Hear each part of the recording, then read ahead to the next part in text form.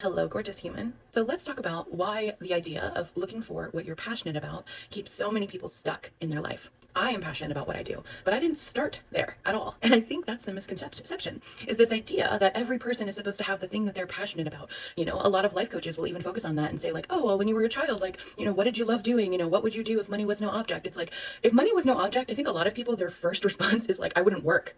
Like, period. And that might not be true long term, right? It's just that we are so overworked that the idea of not having to stress or struggle over money, not having to worry about things like our bills or our house or our kids or our futures, like, or our health, like all of these things, of course, we would want to break first, right?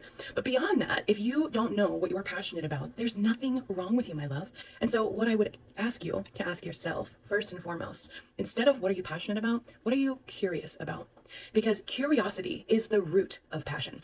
Like, if you think about someone who's really passionate about their job as if they are like this tree that has blossomed, this like part of nature that is just like clearly so in their element. They have this glow about them. They're just living their best life. Most of them, not all, there are some people who know very distinctly from early on what they want to do and why they want to do it and that they love it. But most of them started with a tiny little seed of curiosity.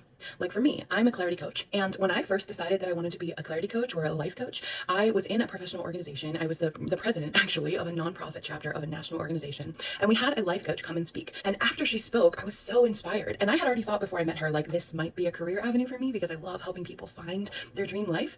And she gave me some discouraging advice. Well, make sure you don't do it without the right credentials. And so immediately I felt shut down, but that was because I wasn't yet, confident in myself to go and explore. And so a couple years passed and I started doing virtual assistant work. I started doing a lot of different things that I was good at, but I didn't love, I didn't feel passionate about.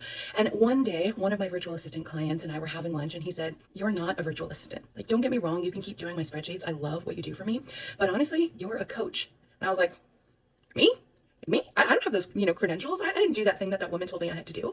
And he said, no, every time that we go to lunch together, I bring you my problems about my business and I get more clarity in that hour and a half than I do from any other of my advisors. And that confidence boost gave me the ability to then explore that curiosity, that thing that I had thought years before this might be a good fit for me. And after that, I started realizing that the curiosity was what was going to help me grow. I became passionate because I explored it. So I'm curious, my friend. What are you curious about? It could be anything, any little thing. Maybe you want to know how to make soap. Maybe you want to know how to learn to be a good chef or cook one meal. It doesn't have to be this huge evolutionary thing. Like, it could be anything. What are you curious about? Let me know.